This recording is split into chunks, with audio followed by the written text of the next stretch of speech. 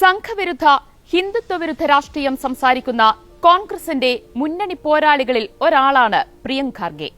കോൺഗ്രസ് ദേശീയ അധ്യക്ഷൻ മല്ലികാർജുൻ ഖാർഗെയുടെ മകൻ, കർണാടക ഗ്രാമവികസന പഞ്ചായത്ത് രാജ് മന്ത്രി. ബിജെപിക്കും ആർഎസ്എസിനും ബജ്രംഗ് ദളിനുമെതിരെ എന്നും കടുത്ത നിലപാട് സ്വീകരിക്കുന്ന നേതാവ്. ഇപ്പോഴിതാ ഒരിക്കൽ കൂടി ആർഎസ്എസുമായി പരസ്യയുദ്ധം പ്രഖ്യാപിച്ചിരിക്കുകയാണ് അദ്ദേഹം.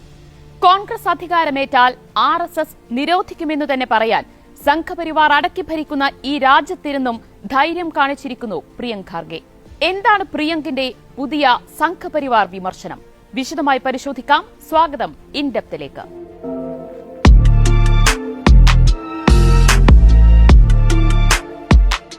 വർഷം 2023.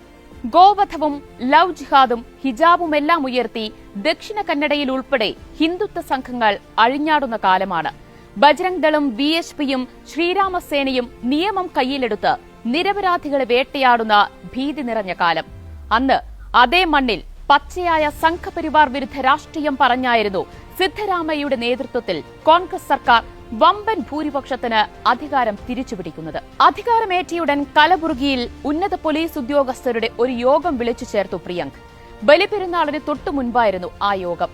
മേഖലയിലെ സാമൂഹിക അന്തരീക്ഷവും സാമുദായിക സൌഹാർദ്ദവും തകർക്കാൻ ഒരു ശക്തികളെയും അനുവദിക്കരുതെന്ന് പോലീസിന് മുന്നറിയിപ്പ് നൽകുകയായിരുന്നു അന്ന് അദ്ദേഹം ചെയ്തത്. ബജ്രംഗ് ദളിനും ഗോരക്ഷാ സംഘങ്ങൾക്കുമുള്ളൊരു പരസ്യമായ മുന്നറിയിപ്പായിരുന്നു അത്. ആരെങ്കിലും ഷാളുമുടുത്ത് ഏതോ ദള്ളിന്റെ ആളാണെന്ന് പറഞ്ഞ് നിയമം കയ്യിലെടുത്താൽ ഒന്നും നോക്കേണ്ട, പിടിച്ചകത്തിട്ടോളണമെന്ന് പ്രിയങ്ക് ഖാർഗെ പോലീസിനോട് നിർദ്ദേശിച്ചു. ഏതെങ്കിലും സ്വയം പ്രഖ്യാപിത നേതാക്കൾ സാമുദായിക വിഷയങ്ങളിൽ വിദ്വേഷ വിഷം തുപ്പിയാൽ അവർക്കെതിരെയും ശക്തമായ നടപടി സ്വീകരിക്കണം. ഇവിടെ സാമുദായിക ലഹളകൾ അനുവദിക്കാനാകില്ലെന്നും അദ്ദേഹം വ്യക്തമാക്കി. മംഗളൂരുവും ഉടുപ്പിയും ഉൾപ്പെടെ കർണാടകയിൽ ഹിന്ദുത്വ സംഘങ്ങൾ സൃഷ്ടിച്ച ഭയത്തിന്റെ അന്തരീക്ഷം വലിയൊരു പരിധിവരെ ശാന്തമായ കാലമാണ് കടന്നുപോയത്. ഏതെങ്കിലും സാമുദായിക വിഷയം പൊക്കിക്കൊണ്ടുവന്ന് കത്തിക്കാനും വർഗീയ വിഷം തുപ്പാനും സംഘ് നേതാക്കൾ ശ്രമിച്ചപ്പോഴൊക്കെ അതിനെതിരെ ആദ്യം ശബ്ദമുയർത്തി രംഗത്ത് വന്നയാളാണ് പ്രിയങ്ക് ഖാർഗെ. സംഘ് നേതാക്കളോടെല്ലാം അദ്ദേഹം നേർക്കുനേർ ഏറ്റുമുട്ടി. ആ രാഷ്ട്രീയ വ്യക്തതയുടെയും ശൌര്യത്തിന്റെയും തുടർച്ച മാത്രമാണ് പ്രിയങ്കിന്റെ പുതിയ ആർഎസ്എസ് വിരുദ്ധ പരാമർശങ്ങൾ. കേന്ദ്രത്തിൽ കോൺഗ്രസ് അധികാരത്തിലെത്തിയാൽ ആർഎസ്എസിനെ നിരോധിക്കുമെന്നും ഇഡി, ആദായ നികുതി വകുപ്പ് തുടങ്ങിയ ഏജൻസികളെ ഉപയോഗിച്ച് അവരുടെ ആസ്ഥാനത്ത് റെയ്ഡ് നടത്തുമെന്നുമാണ് ഇപ്പോൾ പ്രഖ്യാപിച്ചിരിക്കുന്നത്. ആർഎസ്എസ് ആസ്ഥാന മന്ദിരത്തിന്റെ നിർമ്മാണത്തിന് ചെലവായ 300 കോടി രൂപയുടെ ഉറവിടം ചോദ്യം ചെയ്താണ് പ്രിയങ്കിന്റെ പരാമർശങ്ങൾ.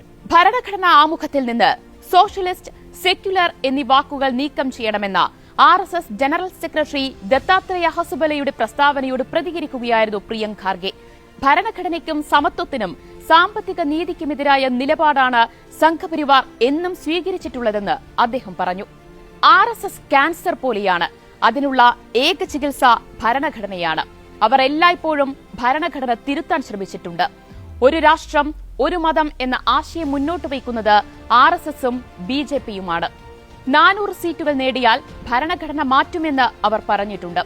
രാജ്യത്തിന്റെ ഐക്യവും അഖണ്ഡതയും തകർക്കുന്ന, മതത്തിന്റെ അടിസ്ഥാനത്തിൽ സമുദായങ്ങളെ തമ്മിലടുപ്പിക്കുന്ന, ഭരണഘടനാ തത്വങ്ങളെ വെല്ലുവിളിക്കുന്ന ഇത്തരം സംഘങ്ങൾക്കെതിരെ അധികാരം ലഭിച്ചാൽ ശക്തമായ നടപടി സ്വീകരിക്കുമെന്ന് ഞാൻ മുൻപും പറഞ്ഞിട്ടുള്ള കാര്യമാണ്.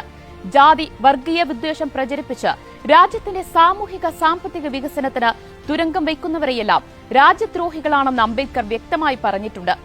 ഒരു രാഷ്ട്രം, ഒരു മതം പറഞ്ഞ് വിഭജനത്തിന്റെ ഫലം കൊയ്യുന്നത് ആരാണ്? ബിജെപിയും ആർഎസ്എസുമാണ്. സ്വന്തം ആസ്ഥാനത്ത് ദേശീയ പതാക ഉയർത്താൻ എന്തുകൊണ്ട് അവർക്ക് 52 വർഷം കാത്തിരിക്കേണ്ടി വന്നു? ദണ്ഡി മാർച്ചിലോ വട്ടമേശ സമ്മേളനത്തിലോ ഉപ്പു സത്യാഗ്രഹത്തിലോ ഒക്കെ അവർ പങ്കെടുത്തിട്ടുണ്ടോ? പ്രിയങ്ക് ഖാർഗെ സംഘപരിവാറിനെതിരെ ചോദ്യശരങ്ങളെയ്തു. തുടക്കം തൊട്ടേ ഇന്ത്യൻ ഭരണഘടനയെ എതിർക്കുന്നവരാണ് ആർഎസ്എസ് എന്നും അദ്ദേഹം വിമർശിച്ചു. ഓർഗനൈസറിന്റെ 1950 എഡിറ്റോറിയലിൽ അത് വ്യക്തമായി പറയുന്നുണ്ട്. മനുസ്മൃതിയാണ് അവരുടെ ഭരണഘടന. ബ്രിട്ടീഷ് സൈന്യത്തോടൊപ്പം ചേർന്ന് നേതാജി സുഭാഷ് ചന്ദ്രബോസിനെതിരെ യുദ്ധം ചെയ്യാൻ ഇന്ത്യക്കാരോട് ആഹ്വാനം ചെയ്തയാളാണ് വി.ഡി. സവർക്കർ. എന്തുകൊണ്ടാണ് അദ്ദേഹം ബ്രിട്ടീഷുകാർക്ക് മാപ്പപേക്ഷ സമർപ്പിച്ചത്? എന്തുകൊണ്ട് അവരുടെ പെൻഷൻ സ്വീകരിച്ചുവെന്നും പ്രസംഗത്തിൽ കലബുർഗിയിൽ നടത്തിയ വാർത്താ സമ്മേളനത്തിൽ പ്രിയങ്ക് ഖാർഗെ ചോദിക്കുന്നുണ്ട്. ബിജെപി നേതാക്കൾ പ്രിയങ്കിന്റെ പരാമർശങ്ങൾക്കെതിരെ രൂക്ഷമായ ഭാഷയിലാണ് പ്രതികരിച്ചത്. അർത്ഥശൂന്യമായ പരാമർശങ്ങൾ നടത്തിയ പ്രിയങ്ക് രാജ്യത്തെ ജനങ്ങളോട് മാപ്പ് പറയണമെന്ന് മുൻ മുഖ്യമന്ത്രി ബി.എസ്. യെദ്യൂരപ്പ ആവശ്യപ്പെട്ടു. കർണാടകയിലെ മുതിർന്ന ബിജെപി നേതാവും എംഎൽഎയുമായ ശ്രീവത്സ വാർത്തകളിൽ ഇടം നേടാനുള്ള വില കുറഞ്ഞ തന്ത്രമാണെന്ന് പറഞ്ഞ് പ്രിയങ്കിന്റെ പരാമർശങ്ങളെ തള്ളിക്കളയുകയാണ് ചെയ്തത്.